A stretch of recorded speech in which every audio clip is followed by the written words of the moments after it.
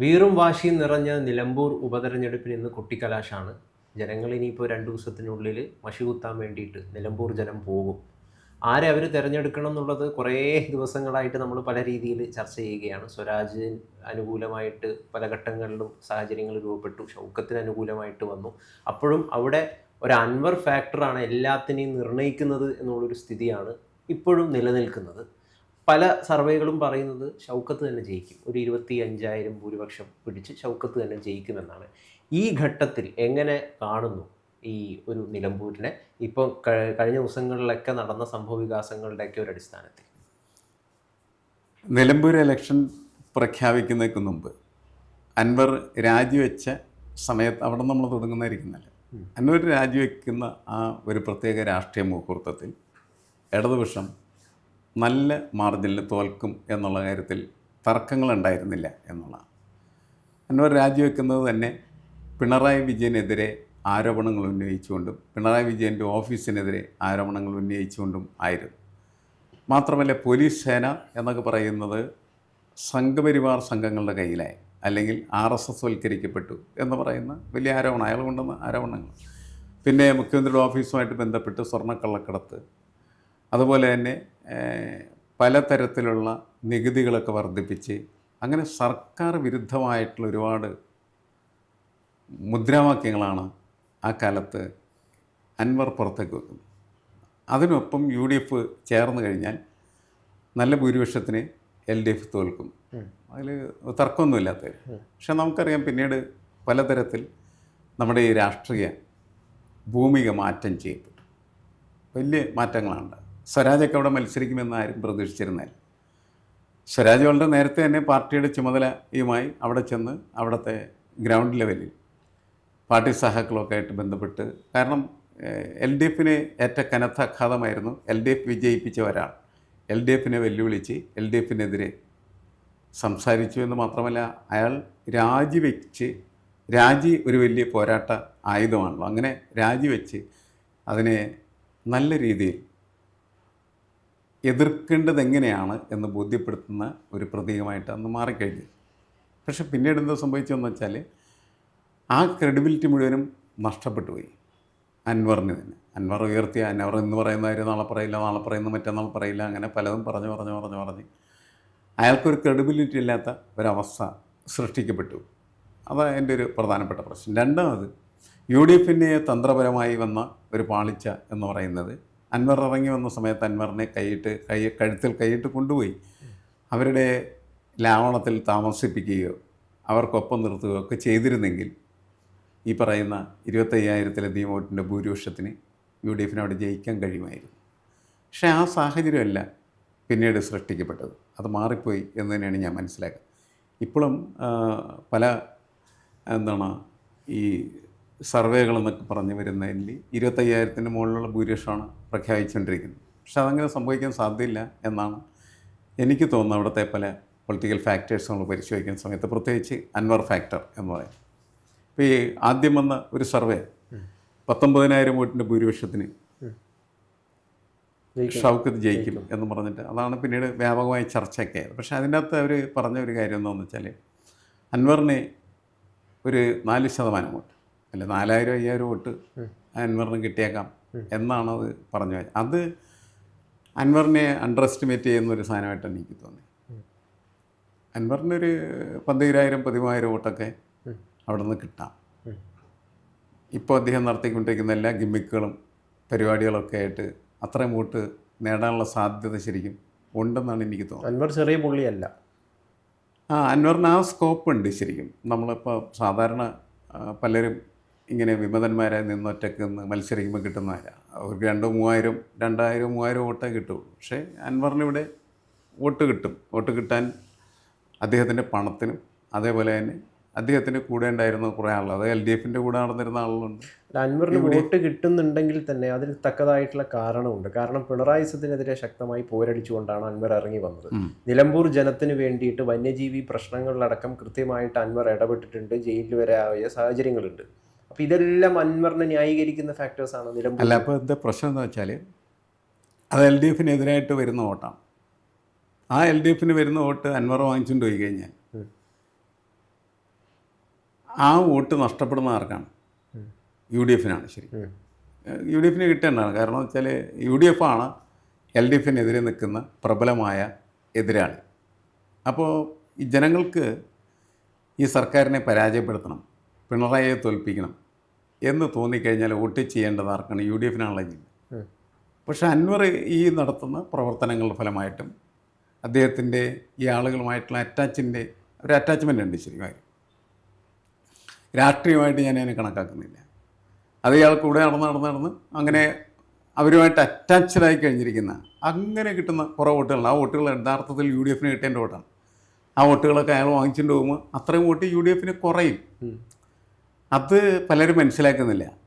അതിന് പകരം പലരും അൻവർ പറയുന്ന അല്ലെങ്കിൽ പറഞ്ഞ ഒരു വാചകത്തെ എടുക്കുന്നുണ്ട്.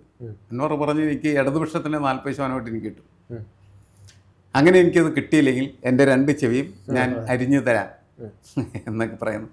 വളരെ ക്ലാസിക് ഡയലോഗ് അയാൾ കാച്ചി എന്നുള്ളത് ശരിയാണ്. പക്ഷെ അതൊന്നും അല്ലല്ലോ തെരഞ്ഞെടുപ്പ്. അതല്ല തെരഞ്ഞെടുപ്പ് വാചകമേളകളിൽ ഒതുങ്ങുന്നതല്ല. അതുതന്നെയാണ് ശരിക്കും പറഞ്ഞാൽ ഇപ്പോൾ ഈ യു ഡി എഫ് ജയിക്കാൻ സാധ്യതയുണ്ട് എന്ന് നമ്മൾ പോലും വിലയിരുത്തുന്നതിൻ്റെ അടിസ്ഥാനം അതാണ്. കാരണം എന്ന് വെച്ചാൽ അടിസ്ഥാനപരമായിട്ടുള്ള രാഷ്ട്രീയ അടിയൊഴുക്കുകളും വോട്ടുകളൊക്കെ ഉണ്ട്. ആ വോട്ടുകൾ അവിടെ നിലനിൽക്കുന്ന അടിസ്ഥാന പ്രശ്നങ്ങളുണ്ട്. ഇപ്പം മനുഷ്യനെ സംബന്ധിച്ചിടത്തോളം ഒരു ഭരണകൂടത്തിനോട് അത് റിയാക്ട് ചെയ്യുന്നത് തിരഞ്ഞെടുപ്പ് വരുന്ന സമയത്താണ്. അവൻ്റെ വീടിൻ്റെ കരം കൂട്ടി, വിലക്കയറ്റം ഉണ്ടാകും, അതുപോലെ മറ്റൊരുപാട് വിഷയങ്ങൾ അവൻ നേരിടും. ഇപ്പോൾ ഈ മൃഗങ്ങളും അതുപോലെ മനുഷ്യനും തമ്മിലുള്ള പ്രശ്നം എന്നൊക്കെ പറഞ്ഞ് അവിടെ ഒരു രൂക്ഷമായിട്ടുള്ള പ്രശ്നമാണ് ശരിക്കും പറഞ്ഞത്.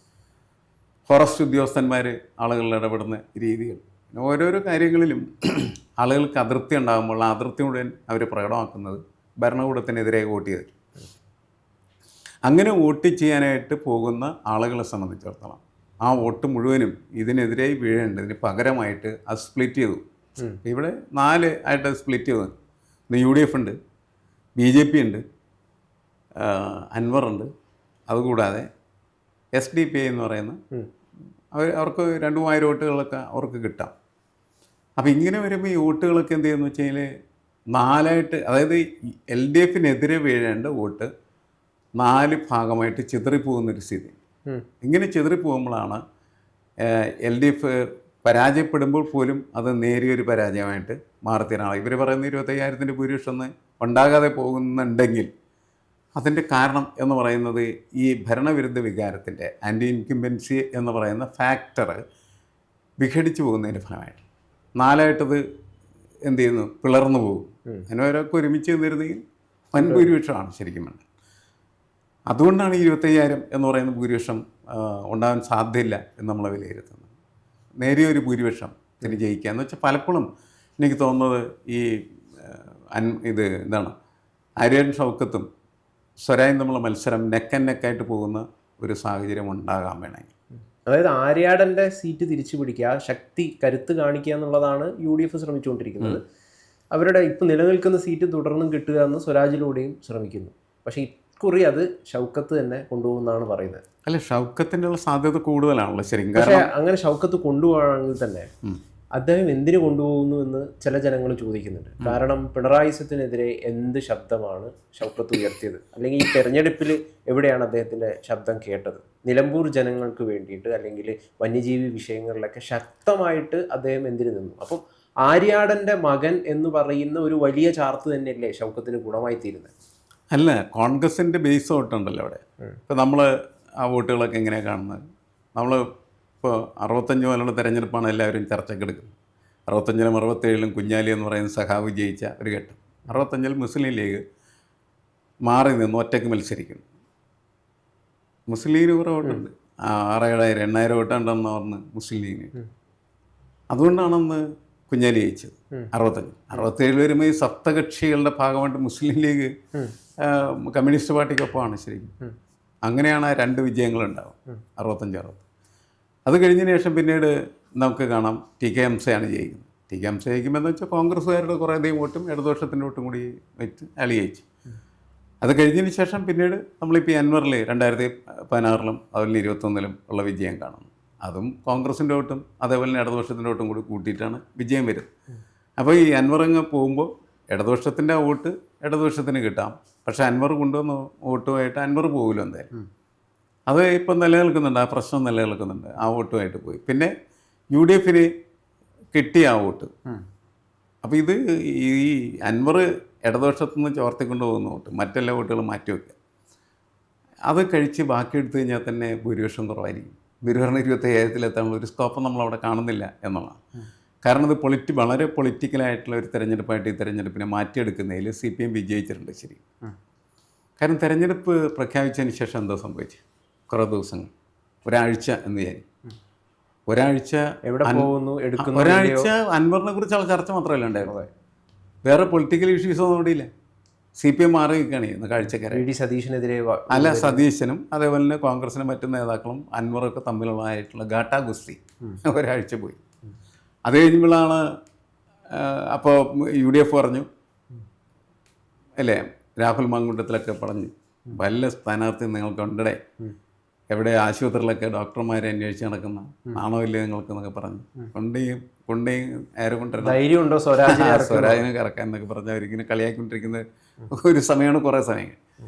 അത് കഴിഞ്ഞ് സ്വരാജിനെ ഇവരെന്ത് ചെയ്യുന്നു, പാർട്ടി സ്ഥാനാർത്ഥിയായി. പിന്നീട് പ്രതീക്ഷിതമായിട്ടില്ല, അത് പിണറായിയുടെ ഇടപെടലാണെന്നാണ് പറയുന്നത്. അല്ല, അത് അപ്രതീക്ഷിതം എന്നൊന്നും പറയാൻ പറ്റില്ല. കാരണം സ്വരാജിനെ കുറേ കാലം മുമ്പായിട്ട് അവിടെ കൊണ്ടുപോയി സ്ഥാപിച്ചിട്ടുണ്ടല്ല. സ്വരാജ് അവിടെ വർക്ക് ചെയ്തുകൊണ്ടിരിക്കുകയായിരുന്നു കുറേ ആളുകൾ. പാർട്ടി കൃത്യമായിട്ട് പ്ലാൻ ചെയ്ത് അതിൻ്റെ ചുമതലക്കാരനായിട്ട് അയാൾ എന്തിനറിയിക്കാം. അപ്പോഴും സ്വരാജോ അല്ലെങ്കിൽ പാർട്ടിയോ സ്വരാജ് മത്സരിക്കുക എന്നുള്ള ധാരണയിലല്ല പ്രവർത്തിക്കുന്നത്. പക്ഷേ ഇപ്പോൾ സ്വരാജ് സ്ഥാനാർത്ഥിയായിട്ട് വരുന്ന സമയത്ത് പിന്നെ സ്വരാജിനെ ചുറ്റിപ്പറ്റിയായി ഒരാഴ്ചത്തെ ചർച്ച, പൊളിറ്റിക്കൽ ഇഷ്യൂസിലേക്കല്ല പോകും. അത് കഴിഞ്ഞ് ശാന്തമായി കഴിഞ്ഞിട്ടാണ് പിന്നെ പിന്നെ ഉള്ള പ്രശ്നം പിന്നെയാണ് ഈ അവിടുത്തെ പൊളിറ്റിക്കൽ ഇഷ്യൂ. അതിൻ്റെ 2-3 ദിവസം കിട്ടിക്കണം, ബാക്കി മുഴുവൻ ഇത് സ്ഥാനം വരുന്നില്ല. പിന്നെ അൻവറിൻ്റെ ഘോഷയാത്രകൾ. അല്ല, അതിനിടയിൽ ആരാണ് കൂടുതൽ വർഗീയത കാണിക്കുന്ന പാർട്ടി അതൊക്കെ ചർച്ച. അതായത് ജനങ്ങളെ ബാധിക്കുന്ന പ്രശ്നങ്ങളല്ലാന്ന്, അത് പൊളിറ്റിക്കൽ ഇഷ്യൂസാണ്. അതൊക്കെ നമുക്ക് പറയാം. ജമാഅത്തും അതേപോലെ തന്നെ മതവാദി രാഷ്ട്രം അങ്ങനെയൊക്കെയുള്ള സംഭവങ്ങളെന്നൊക്കെ പറയുന്നത് പൊളിറ്റിക്കൽ ഇഷ്യൂസാണ്. പക്ഷേ ജനങ്ങളുടെ പ്രശ്നങ്ങൾ കാര്യമായിട്ടൊന്നും ഈ തെരഞ്ഞെടുപ്പിൽ ചർച്ചയ്ക്ക് വെക്കാനായിട്ട് ആരും ശ്രമിച്ചിട്ടില്ല. സത്യത്തിൽ നേരം കിട്ടിയില്ല. കാരണം ഇങ്ങനെ പോയി അങ്ങനെ അനന്തുവിന്റെ മരണം സംഭവിച്ചു. അതുകൊണ്ട് എല്ലാ സാധനവും ഇതിനകത്ത് എന്തും പിന്നെ പെട്ടി ഷോ അങ്ങനെയൊക്കെ പല പരിപാടി, ഇങ്ങനെ കുറേ പരിപാടികളാണ് ഇവരെല്ലാവരും നടത്തിക്കൊണ്ടിരുന്നത്. അപ്പോൾ ജനങ്ങളാണ് ശരിക്കും അവിടെ എന്ത് ചെയ്യുന്നത് വെച്ചാൽ ശരിയായിട്ടുള്ള തീരുമാനം എടുക്കേണ്ടതും അത് നടപ്പിലാക്കുകയും ചെയ്യേണ്ടത്.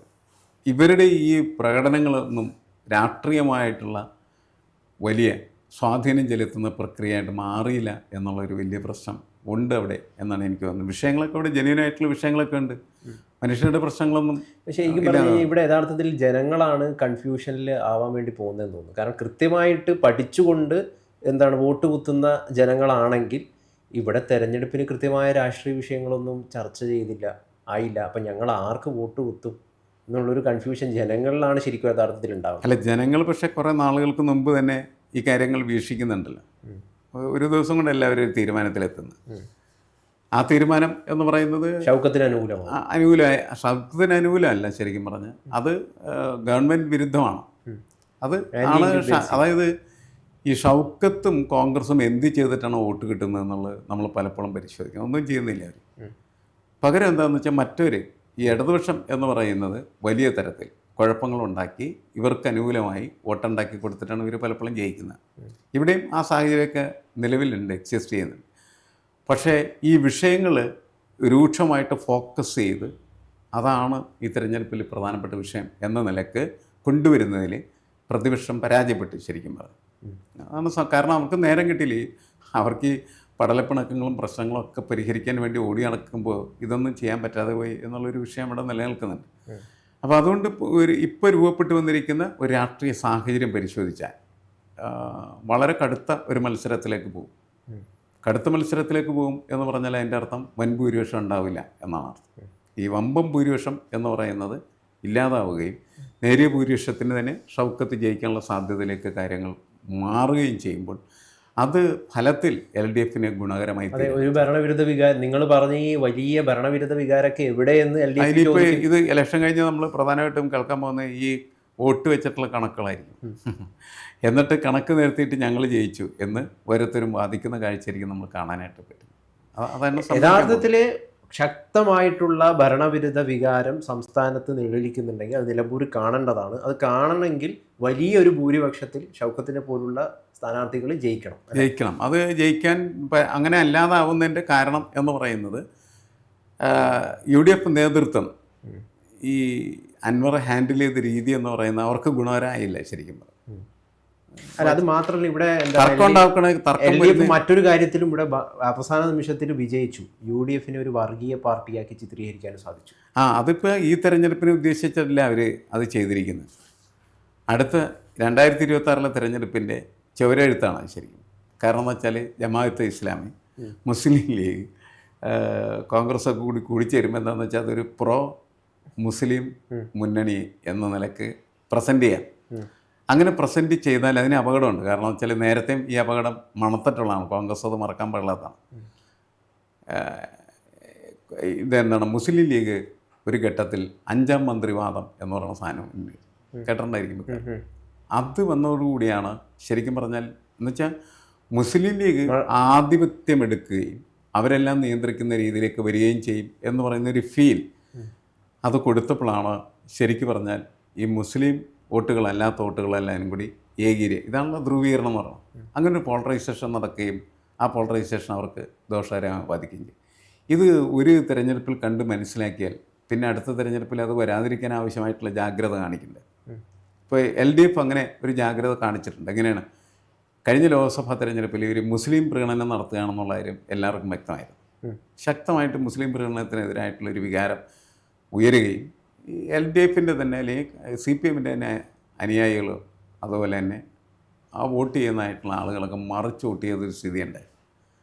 അതവർക്ക് വലിയ ഭീഷണിയാണെന്ന് അവർക്ക് മനസ്സിലായപ്പോഴാണ് അവരെന്ത് ചെയ്യുന്നത് വെച്ചാൽ ഈ മുസ്ലിം പ്രീണനം വിട്ട് ഒരു ഒഴിഞ്ഞു ഓടി അവരുടെ എതിരാളികളാണ് മുസ്ലിം പ്രീണനം നടത്തുന്നത് വരുത്താനായിട്ടുള്ള ഒരു ശ്രമത്തിലേക്ക് എത്തി. കാരണം ഈ മുസ്ലിം ഫാക്ടർ എന്ന് പറയുന്നത് നമ്മളുടെ തെരഞ്ഞെടുപ്പിൽ ഇപ്പോൾ ഒരു പ്രധാനപ്പെട്ട ഘടകമായിട്ട് മാറിക്കഴിഞ്ഞിരിക്കുന്നു എന്നുള്ളതാണ്. നേരത്തെ അങ്ങനെ ആയിരുന്നില്ല. ശരി, അത് യഥാർത്ഥത്തിൽ സംഘപരിവാറിനെ തൃപ്തിപ്പെടുത്താനല്ലേ? അല്ല, സംഘപരിവാർ മുന്നോട്ട് വെക്കുന്നതായിട്ടുള്ള മുദ്രാവാക്യങ്ങൾ കൂടുതൽ ശക്തമായിട്ടുള്ള രീതിയിൽ നമ്മുടെ സമൂഹത്തിനകത്ത് ബലപ്പെട്ടു വരുന്നു. അത് അവർ മാത്രമല്ല അതിൻ്റെ കാരണം, ഇവരും അതിൻ്റെ കാരണക്കാരാണ്. ആര്? ഈ നമ്മളുടെ SDPI പോലെയുള്ളതായിട്ടുള്ള തീവ്ര സംഘടനകൾ അവർ നടത്തുന്നതായിട്ടുള്ള പ്രവർത്തനങ്ങൾ തീർച്ചയായിട്ടും എന്ത് ചെയ്യുന്നുണ്ട്, മറ്റവർ പറയുന്ന കാര്യത്തിൽ ബലപ്പെടുത്താനായിട്ട് സഹായിക്കുന്ന. അങ്ങനെയാണ് ഒരാൾ മാത്രം ചെയ്തിട്ടല്ല ഇതെല്ലാനും ശക്തി പ്രാപിക്കുന്നത്.